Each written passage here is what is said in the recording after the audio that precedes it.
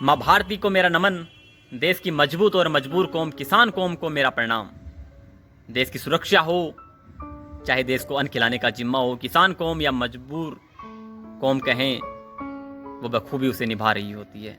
तो एक कविता मैंने लिखी पीपली के कुरुक्षेत्र में हुए किसानों पर अत्याचार के विरुद्ध। तो कविता सुनिएगा कि मेरा यौवन भी कहता है मैं भी तो श्रृंगार लिखूं, मेरा यौवन भी कहता है मैं भी तो श्रृंगार लिखूं, एक हीर की आस लिए मैं एक हीर का प्यार लिखूं, उसके यौवन चाल ढाल का मैं तो यहाँ बखान लिखूं, मेरा यौवन भी कहता है मैं भोग विलास में पान लिखूं।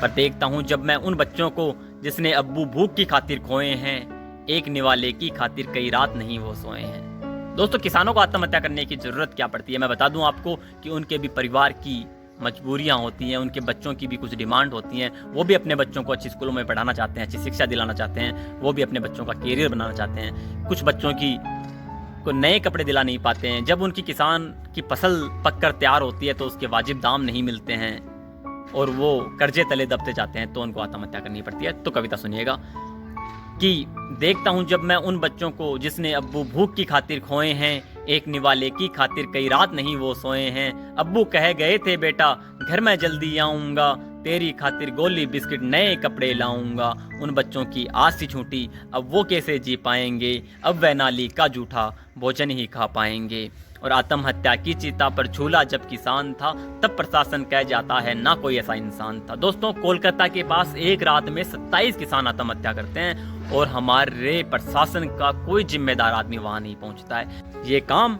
बार बालाओं का, वेश्याओं का नहीं, हमारे प्रशासन का काम था। प्रशासन जब मदद करने पहुंचता तो बड़ा सुकून महसूस होता कि प्रशासन वहां मदद करने के लिए पहुंचा है। तो दोस्तों, कविता सुनिएगा कि मेरा यौवन भी कहता है मैं भी तो श्रृंगार लिखूं, एक हीर की आस लिए मैं एक हीर का प्यार लिखूं।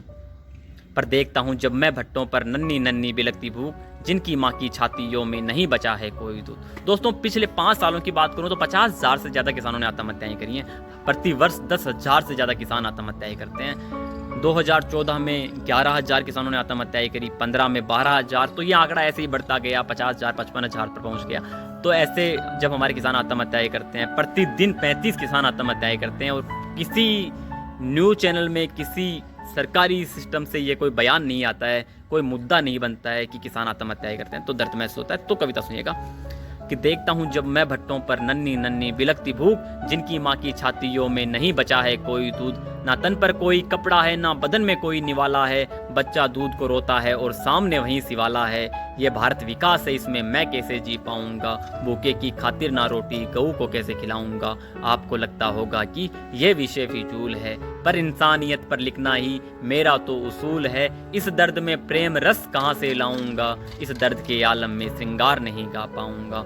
मेरा यौवन भी कहता है मैं भी तो श्रृंगार लिखूं, एक हीर की आस लिए मैं एक हीर का प्यार लिखूं, एक हीर की आस लिए मैं एक हीर का प्यार लिखूं। और अंत में एक सवाल जो पूछना चाहूँगा कि आत्महत्या की चिता पर झूला जब किसान था, सवाल सुनिएगा कि आत्महत्या की चिता पर तैर कर किसान को कैसे नींद आ रही है देश के प्रधान को, कैसे नींद आ रही है देश के प्रधान को। बहुत बहुत धन्यवाद। जय हिंद, जय माँ भारती।